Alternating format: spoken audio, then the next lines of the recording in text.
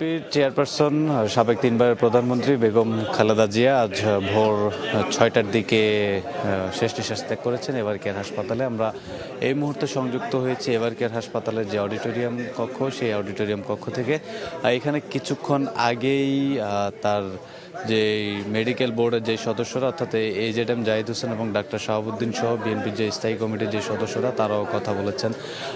বেগম জিয়াকে আজ 30 ডিসেম্বর ভোর 6টার দিকে ক্লিনিক্যালি ডেথ ঘোষণা করেন ডাক্তার শাহাবুদ্দিন আহমেদ, এবং এর পরবর্তীতে তার যে মৃত্যুর যে বিষয়, এটি নিয়ে কথা বলেছেন বিএনপি মহাসচিব মির্জা ফখরুল ইসলাম আলমগীর। এবং মির্জা ফখরুল তার এক শোক জানানোর এক পর্যায়ে তিনি আবেগ আপ্লুত হয়ে পড়েন। আমরা দেখেছি তিনি এখানে বক্তব্য রাখতে গিয়ে কান্নায় ভেঙে পড়েন, এবং তিনি যেটি বলেছেন যে বেগম জিয়ার যে অকাল প্রয়াণ, আসলে এই প্রয়াণ জাতির জন্য একেবারেই শোকের একটি বিষয়, এবং এটি কখনোই আর কাটিয়ে ওঠা সম্ভব নয়। এই ধরনের আবেগ আপ্লুত মন্তব্য তিনি এখানে করেছেন। এবং এর পরবর্তীতে দলের সিনিয়র যুগ্ম মহাসচিব রুহুল কবির রিজভী কথা বলেছেন, এবং তিনি 7 দিনের একটি কর্মসূচি ঘোষণা করেছেন বেগম জিয়ার এই মৃত্যুর সংবাদকে ঘিরে। এবং প্রথমে তিনি যেটি বলেছেন যে তার বেগম জিয়ার মৃত্যু সংবাদ প্রকাশিত হওয়ার পর অন্তর্বর্তীকালীন সরকারের প্রধান উপদেষ্টা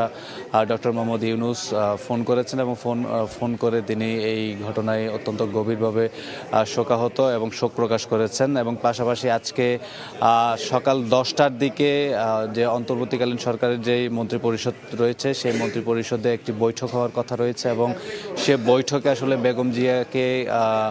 বেগম জিয়ার মৃত্যুর পরবর্তী যে কার্যক্রম, অর্থাৎ জানাজা, দাফন, রাষ্ট্রীয় মর্যাদা সহ যে বিষয়গুলো, আনুষঙ্গিক যে বিষয়গুলো রয়েছে, সেই বিষয়গুলো নিয়ে আজকে সকাল 10টায় মন্ত্রিপরিষদের যে বৈঠক, সেখানে বৈঠক হবে। এবং সে বৈঠকের সিদ্ধান্ত এবং যে বিএনপির যে দলীয় সিদ্ধান্ত, দুইটি সিদ্ধান্তকে আসলে সমন্বয় করে পরবর্তী কর্মসূচি নির্ধারণ করা হবে, এমনটাই বলেছে। পাশাপাশি এককভাবে বিএনপির পক্ষ থেকে যে কর্মসূচি, সেই কর্মসূচি সম্পর্কে রুহুল কবির রিজভী ব্রিফ করেছেন, এবং তিনি সেখানে যেটি বলেছেন যে আগামী 7 দিন বিএনপি আসলে 7 দিনব্যাপী শোক দিবস পালন করবে। এর মধ্যে অন্যতম হচ্ছে নেতাকর্মীরা 7 দিন কালো ব্যাজ ধারণ করবেন।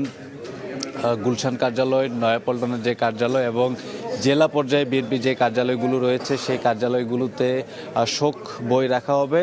এবং পাশাপাশি কোরআন খতমের যে বিষয়টি, 7 দিনব্যাপী কোরআন খতম অনুষ্ঠিত হবে।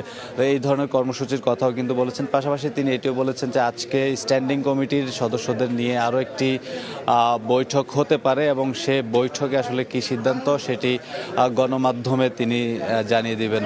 এবং পাশাপাশি রুহুল কবির রিজভী যে আহ্বানটি জানিয়েছেন যে যেহেতু বেগম জিয়া আর নেই, এবং তার এই মৃত্যুকে ঘিরে সারা দেশে একেবারে শোকাভিভূত একটি পরিস্থিতি তৈরি হয়েছে, সেহেতু যে বিএনপি যে নেতাকর্মী সমর্থকরা আছেন, তারা যেন এই সময়টাতে, এই ক্রুশিয়াল যে মোমেন্ট পার করছেন, তারা এই সময়টাতে তারা যেন সতর্ক থাকেন, কোনো ধরনের বিশৃঙ্খলায় তারা যাতে না জড়ান, এবং বেগম জিয়ার সর্বোচ্চ মাগফিরাত কামনা করে বেগম জিয়ার জন্য দোয়া প্রত্যাশা করেছেন। আমরা যতটুকু জানতে পেরেছি, এখানে বিএনপির ভারপ্রাপ্ত চেয়ারম্যান তারেক রহমান অবস্থান করেছেন। সবশেষ গতকাল রাত 10টা 10 মিনিটে বিএনপির ভারপ্রাপ্ত চেয়ারম্যান তারেক রহমান এভার কেয়ারে আসেন। সে সময় তার সঙ্গে তার স্ত্রী জুবাইদা রহমানও ছিলেন, এবং তার কিছু সময় পর তার কন্যা জাইমা রহমানও কিন্তু এখানে আসেন। এবং তার আগে থেকে তার ছোট ভাই, অর্থাৎ আরাফাত রহমান কোকোর স্ত্রী ডক্টর শর্মিলা রহমান, এবং